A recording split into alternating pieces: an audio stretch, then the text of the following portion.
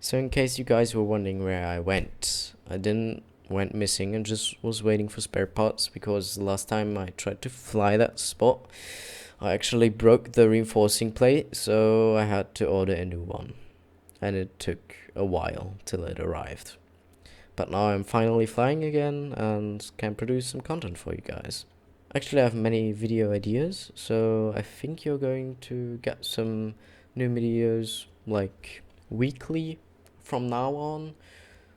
If I can actually pull it off, I'm going to upload every Sun or Monday. Depends on how quick I'm at editing or how fast it is uploading. See you guys in the next video. Bye bye.